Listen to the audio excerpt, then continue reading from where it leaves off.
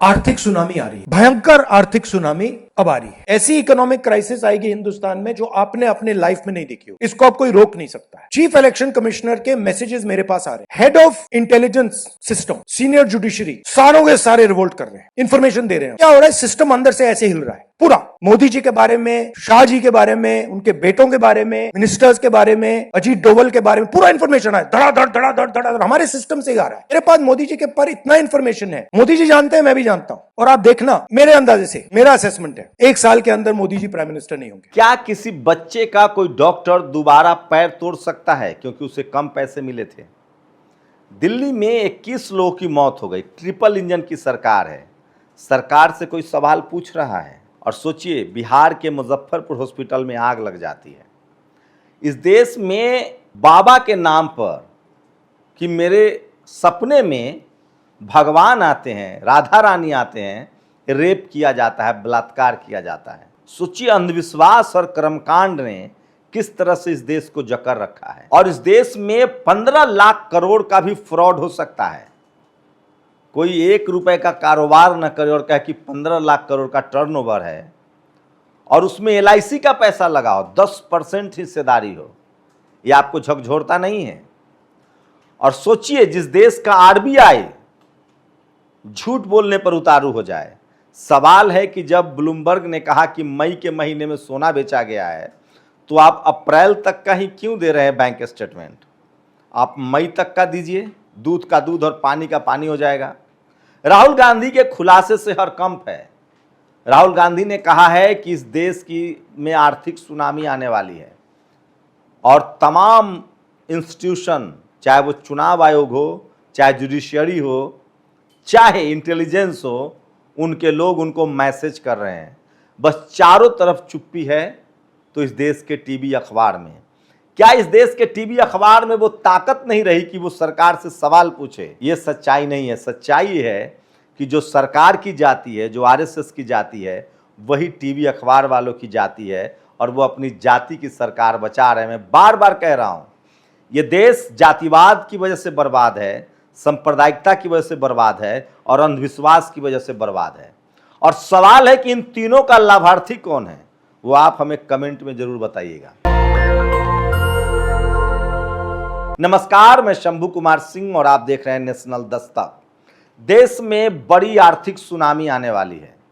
सबसे बड़ा संकट की तरफ हम बढ़ रहे हैं। लेकिन सोचिए, इस देश के 85% लोग तो पहले ही आर्थिक संकट में जीते हैं। न उनके पास स्कूल है, न अस्पताल है। उनके हिस्से में सिर्फ अंधविश्वास और धोखा है।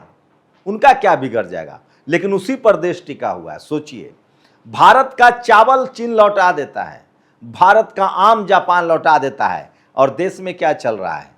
नकली आम, नकली मेवा, नकली पनीर। पता चलता है कि दवाइयां नकली है, लेकिन कोई न पूछने वाला है, न कहने वाला है। सोचिए, मनमोहन सिंह ने कहा था कि प्रधानमंत्री नरेंद्र मोदी अगर बनते हैं तो इस देश के लिए डिजास्टर होगा। क्या वो समय आ रहा है? ये सबसे बड़ा सवाल है।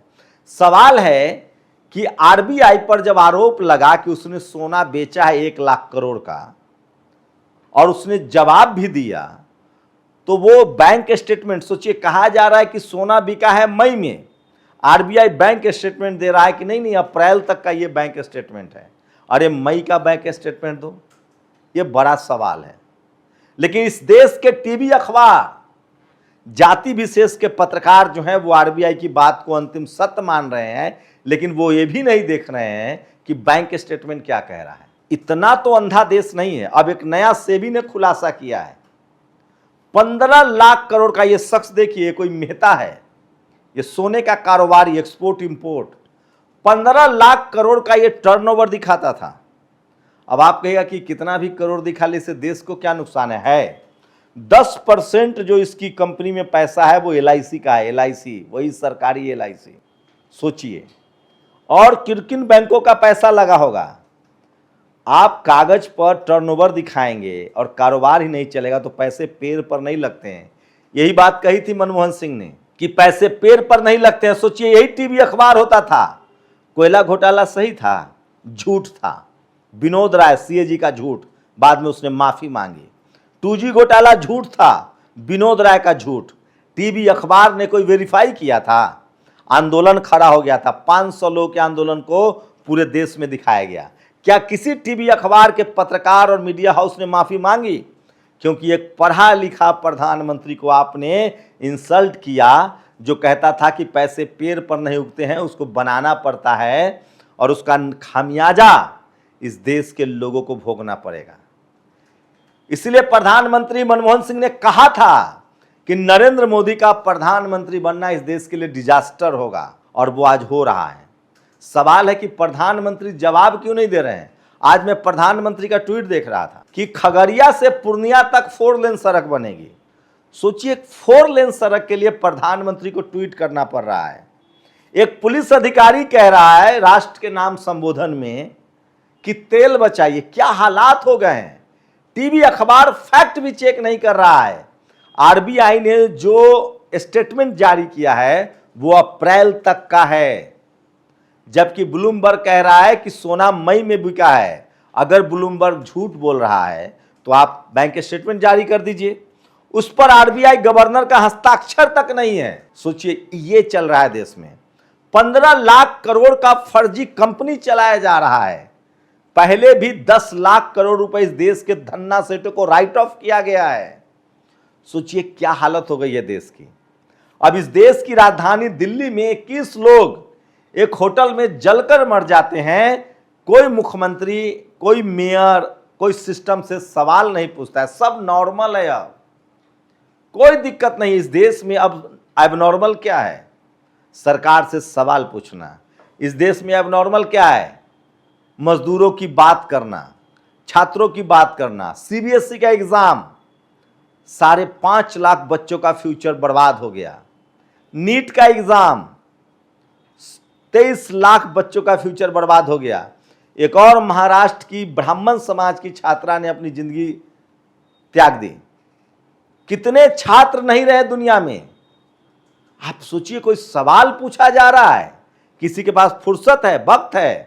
क्योंकि टीवी अखबार को मोटा पैसा मिल रहा है और उनकी जाति की आरएसएस की सरकार है, इसलिए वो सवाल नहीं पूछेंगे। सवाल तब पूछा जाता जब सत्ता में कोई दलित, पिछड़ा, किसान, आदिवासी, लालू यादव, अखिलेश यादव, मायावती जी सत्ता में होती तो उनके बेहतरीन कामों पर भी सवाल उठता। जाके देखिए मायावती जी ने कैसे स्कूल, कॉलेज और यूनिवर्सिटी बनाया था। लालू यादव ने कैसे सामाजिक न्याय किया था। लेकिन इस देश की विडंबना देखिए कि सत्ता से सवाल पूछना मीडिया भूल चुका है और नतीजा, खामियाजा देश को भुगतना पड़ रहा है। अब इथेनॉल 30% मिलाया जाएगा। इथेनॉल वाली गाड़ियां बन रही है। सोचिए, खबर छुपाने से समस्याएं नहीं संभल जाएंगी। मैं फिर कह रहा हूं, इस देश के लोगों में क्या है? पहले ही जातिवाद से लोग तरस थे, अब सांप्रदायिकता का डबल डोज भरा जा रहा है। फैक्ट्रियां बंद हो रही है, युवा बेरोजगार हो रहे हैं, आमदनी, प्रोडक्शन हो नहीं रहा है, हमारे सामान की क्वालिटी घट रही है।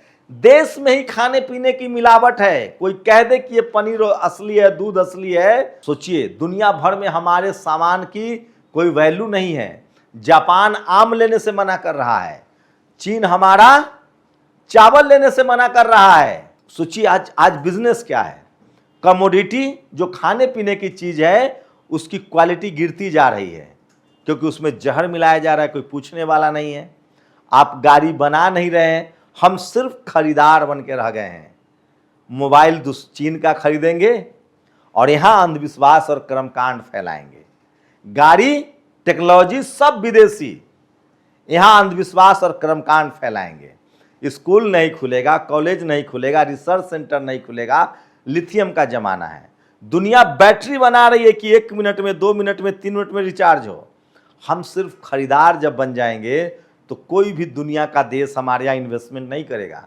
मैं फिर कह रहा हूं, देश खत्म नहीं हो जाएगा। देश बहुत बड़ा है, लेकिन 10% लोग सामान वहां से लाएंगे और यहां ज्यादा दाम पर 90% लोगों को बेचेंगे। और वो 90% लोग जो सामान खरीदते रहेंगे वो लगातार लाचार, बेबस और गरीब होते जाएंगे।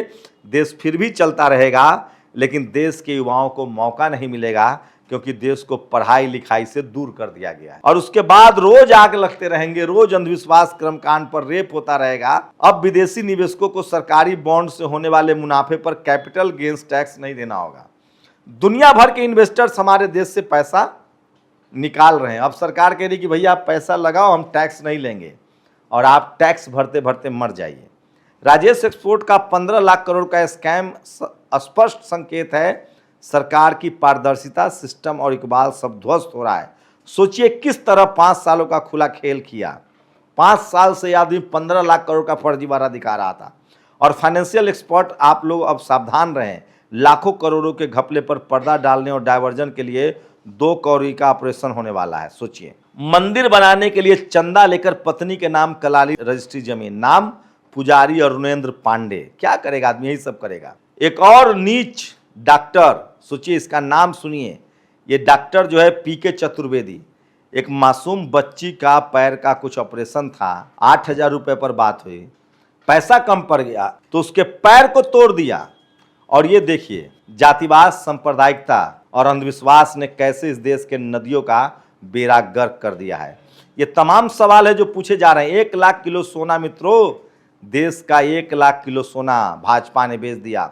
झारखंड मुक्ति मोर्चा, सोचिए अभी सब लोग कह रहे हैं कि जो बैंक स्टेटमेंट है वो कितना है, और कोई सवाल नहीं। देश की राजधानी दिल्ली में आग लग रहा है, लोग मर रहे हैं, कोई सवाल नहीं पूछा जा रहा है। ये सबसे बड़ी खबर है। दोबारा परीक्षा देने की हिम्मत नहीं, नागपुर में नीट की छात्रा ने दे दी जान। सोचिए इस तरह के हालात हैं। मुजफ्फरपुर के आईसीयू में आग लगी है, कितने लोग मरे हैं इसकी अभी पुष्टि नहीं हुई है, लेकिन कह रहे हैं कि 20 से 25 लोग इसकी जद में आए हैं। आप कल्पना कर सकते हैं, ये सबसे बड़ी खबर है, सबसे भयानक खबर है जो सोशल मीडिया पर वायरल। और यूपी में क्या चल रहा है सोचिए, मेरिटधारी गांजा तस्कर, नोएडा पुलिस ने शुभम पाठक, शिवम दुबे को अरेस्ट किया। इसका न बुलडोजर चलेगा, न इसके पैर में गोली लगेगी, न इसका एनकाउंटर होगा। उत्तर प्रदेश में एक कारोबारी विनीत राय के बेटे की हत्याकांड के मामले में कमलेश चौधरी बिंद जो है वो एनकाउंटर में मारा गया, और मुख्य आरोपी शंकर पांडे अभी तक फरार है, वो कभी नहीं पकड़ाएगा। और भाजपा वाले कुछ किए न किए हो, 700 करोड़ का भाजपा दिल्ली कार्यालय, देश भर में बीजेपी का दफ्तर जरूर बन गया है। ये सबसे बड़ी खबर है। और मोदी ने जिस सिस्टम को कंट्रोल किया था वो अब अंदर से कोलैप्स कर गया है। आर्थिक बदहाली की सुनामी आ रही है। मुख्य चुनाव आयुक्त, इंटेलिजेंस चीफ, जुडिशियल चीफ मुझे मैसेज कर रहे हैं, मोदी के हाथ से चीज़ें निकल गई है। मोदी, अमित शाह जैसा के खिलाफ एविडेंस मुझे भेजे जा रहे हैं। मोदी ने जो किला बनाया था उसे अब वो संभाल नहीं पा रहे हैं। ये तो मोदी इमरजेंसी लगाएंगे, 1 साल के अंदर सत्ता चली जाएगी। ये राहुल गांधी का बयान है जो सोशल मीडिया पर वायरल हो रहा है। और फिरोजाबाद के एडिशनल एसपी अनुज चौधरी का राष्ट्र के नाम संबोधन, प्रधान, सोचिए एक से एक चापलूसी का काम चल रहा है। और उत्तराखंड में IMPACL, सोचिए 145 करोड़ की टर्नओवर वाली कंपनी को कहा जा रहा है कि 121 करोड़ में बेच दिया गया है। तो ये सबसे बड़ी खबर है जो सोशल मीडिया पर वायरल है। और India market regulator finds 158 billion और misrepresented number of Rajesh export. इस तरह का फ्रॉड चल रहा है, कोई सवाल पूछने वाला नहीं है, कोई जवाब देने वाला नहीं। और टीवी अखबार जो है उसने आपको आपके इशारे सहारे पर छोड़ दिया है। मैं बार बार कह रहा हूँ कि सोचिए, नोटबंदी ने इस देश की अर्थव्यवस्था को चौपट कर दिया। चुनाव जीतने के लिए नोटबंदी लाया गया, GST ने कमर तोड़ दी, कोई सवाल नहीं। उसके बाद दुर्भाग्य की कोरोना जैसा काल देखने को मिला। और उससे भी बड़ी विडंबना कि हम अमेरिका के हिसाब से चल रहे हैं। हम सस्ता तेल और गैस खरीदने के लिए तैयार नहीं हैं रूस और चीन से। किसी को तो बोलना पड़ेगा, सोचिएगा जरूर। शुक्रिया। नेशनल दस्तक की आपसे गुजारिश है कि अगर इसको बचाना चाहते हैं तो नेशनल दस्तक को सब्सक्राइब करने के लिए रेड कलर के सब्सक्राइब बटन को दबाएं, फिर बेल आइकन की घंटी दबाएं। नेशनल दस्तक को बचाने के लिए बहुत जरूरी है कि हर खबर को शेयर करें, लाइक करें, कमेंट जरूर करें।